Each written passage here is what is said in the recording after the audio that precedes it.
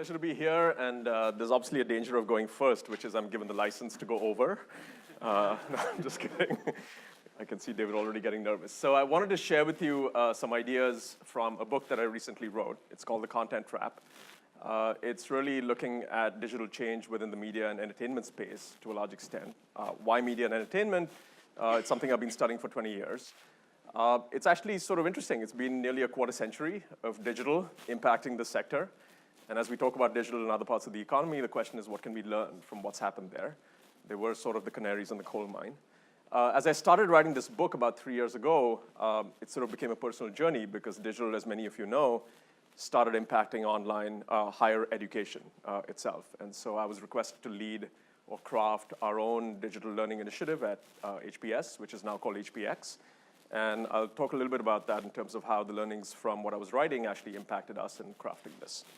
So I have two ideas I wanted to share, two stories, and then just a brief about HBX. So this is newspapers, obviously, and the question is, what does this look like 10 years from now? The challenge, of course, if you ask most people, is this, right? Online news, it's faster, better, cheaper, real-time, personalized, rich media. You can keep adding to this list of features every year, virtual reality, and so on and so forth. That's a pretty cool online product relative to the analog product. And of course, it impacts circulation per household, right? So that's what circulation per household looks like for newspapers in the US. By mistake, I left out the time axis, but if you would have guessed sort of when, if most people would have guessed sort of when the internet kicks in, it's probably somewhere to the left, except I didn't leave out the time axis. And so this is pretty stunning, right? This chart, by the way, was first sort of, the data was collected by Hal Varian at Google, and I updated the chart. And literally, the impact of the internet is empirically indistinguishable from all the technologies that came before, starting with radio, black and white TV, color TV, cable news, 24/7 cable news for 60 years. You literally cannot tell when the internet hits. And so the question is, how do we reconcile this with all the stories we hear about newspapers dying? Well, there is an explanation, which is classifieds essentially disappeared. So if you look at the last 20 years, circulation revenue is roughly stable because price increases offset circulation declines per household. Retail advertising, which is the dark blue line, drops. Classifieds essentially disappears. Now, why the difference? We know that by now, but the puzzle still remains, which is online classifieds have more or less the same features as online news. And so why is it that in one case we see small declines and the other case massive declines? And I think this gets to something pretty fundamental, and this is sort of part one of the book. It's what I call connectedness, or user connections, which is the way we consume news is fundamentally based on product quality and price and features like that. I don't care if 15 of my friends like Google News or Yahoo. If I like the New York Times, I'll go to the NewYorkTimes.com. That is a very different dynamic than which classified site we go to, right? Where do we go? Where there's the most listings? Where do the listers go? Where there's the most buyers? You have what I call network effects, which I saw Kareem like bright and big, bold in the middle of the screen. Network effects are just an example of what I'd call connected decisions, okay? Meaning fundamentally, our decisions are connected to those of everyone else. So network effects are just an example of connectedness. Social is another example. They're not exhaustive. By the way, social need not imply strong network effects, as we've seen Groupon, for instance. And there are other examples as well. So in the book, I talk about cost-side connectedness, which is in fixed cost businesses. The profitability of any consumer is linked closely to the presence of other consumers, right? Why is this interesting? So this I actually think of as a metaphor for much of digital change. Why is that? This is in some sense the content trap. We thought the problem was our content.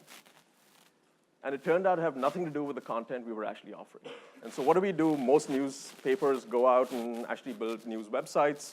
Say, let's put all the content there, give it for free. Oh, and it turned out this was the real problem, right?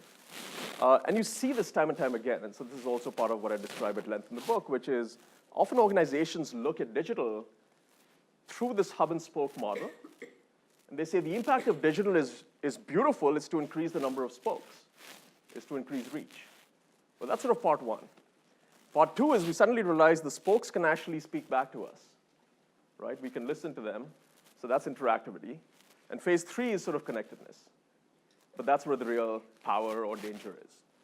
So that's sort of part one. The question is, can you create these kinds of connections?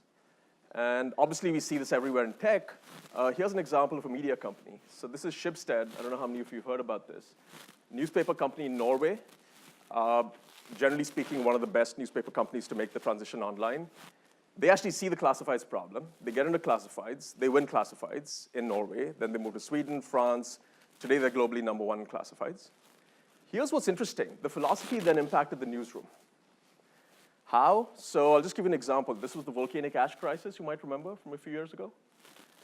What do you think were the most popular stories during this event? So you'd imagine it's probably something around the health implications, weather patterns, how fast this will move, how did this damn thing start, might it happen again? No, none of that. What they start seeing is messages from users. Early on during this crisis, all air travel was disrupted, and people were simply asking, how do we get from point A to point B? They go to their IT team, and they create an app within 7 hours called Hitchhiker Central. The only function of the app was to allow readers to connect. This becomes the most popular quote-unquote content during this crisis, and gave rise to this question that they now keep asking themselves: how can we help readers help each other? Okay, so this example I just wanted to leave with you. It's actually profoundly affected our thinking around digital. So that's sort of part one, which I call user connections. Part two, familiar story, music, right? This makes newspapers look like a growing industry. And what happened? Napster, right? 99. 3 months after that, you see this decline. Except the question is, what else might be going on? Oh, there was also a format change. All we did was move from CD to digital formats. Well, if the format story were true, we can go back to previous formats and see how rapid was the decline during those periods. So we actually went back and collected this data, and that's what it looks like. I mean, what's scary is the squiggles also look like similar, okay? Now, what's going on? Well, it turns out if it's a format change, what do? I'm trying to make money on the new format. How? MP3 players, hardware, broadband streaming. And it turns out concerts, most interesting for the studios, right? Concert prices, this is Alan Kruger's work, have basically quintupled in the last 15 years, far outpaced the rate of inflation, whereas earlier it was more or less tracking inflation. Why? Earlier, concerts were priced low so that you could go and buy the CD. Once you can't control the price of free music, that relationship flips. Music becomes the complement to go to the concert, which you can't pirate. Artists, by the way, sort of love this. Compliments, okay? When you add up the compliments, the music industry looks like it's never been in better shape, except value has fundamentally gotten redistributed. So this is an example of what I call product connections, not user connections, product connections, right? And we see complementarity everywhere. This, as we now know, is the battle of digital giants. By the way, what's interesting is we often frame this as content versus distribution. I would argue, and sort of which is king. I think that's sort of a misplaced argument. It's even poorly defined. Around $3 trillion of value in the circle outside. So I'd argue if content is king, complements are sort of the emperor, okay? And that might be really the real game that's going on here. How do you create complementarities? It's sort of a hard problem, right? So here's the issue. If I look at these two things and I give you the same content in both formats, I'm essentially telling you, treat these as substitutes. Now, what's a complement to something like, let's say, TV? On the face of it, it's sort of hard to come up with the idea. Here's my favorite example, fantasy sports, right? Digital product. Many of us play it. And guess what? Our TV watching actually goes up. Best thing that happened to the NFL. When I talked about this example a few months ago, John Kozner at ESPN said, Bharat, we've just come up with a similar product on our own. It's called Fantasy Bachelor. This is like, who wins the rose, who gets kicked off, and so on. This is not necessarily uplifting, but actually a great example, right? So product connections and connectedness. Okay, so I just wanted to think of these two ideas. HBX, when we are creating our digital platform, there were two questions we asked. How can we go digital first?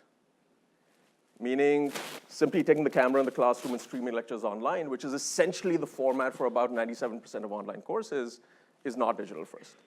And the second is, how can we create something that's complementary to what happens here? And so the idea is, we think we know case method better than most schools. Let's be reductionist. Let's take the principles and see how we reimagine them online. So that was the idea. 3 months into the effort, I had 3 MBA students working with me. They kept saying, Professor Anand, we don't just learn from the faculty, we learn from each other. In study groups, in sections, in the gym. And I noticed, this is, by the way, pretty scary, we were thinking best platform, best content. We were falling into the content trap while I'm writing this damn book. Like, this is how insidious it is.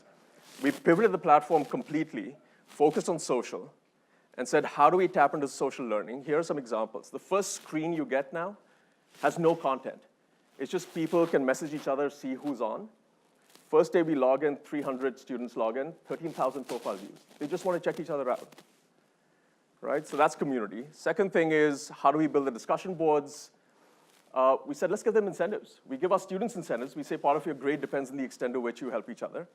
Online, we said part of your grade depends on the extent to which you answer each other's questions. We didn't say how much. First day, 75% move online to the discussion boards.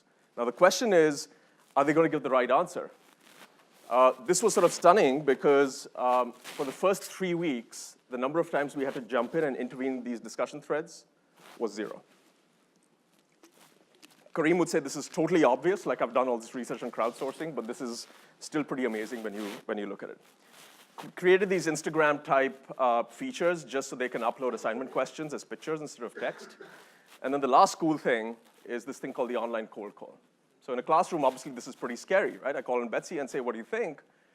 So while you're going through the course, this pop-up appears at random. And it says, Betsy, you've been cold called. You have a minute to answer this question. Clock ticking in the corner. 30 words or less, and your answer is visible to everyone in the cohort with your profile picture. So again, just another way to build this social element. The results sort of blew us away. This is the geography of conversations. Engagement rates are pretty high, completion rates without any live faculty interaction, about 85%. And what's interesting is they're now forming physical meetups.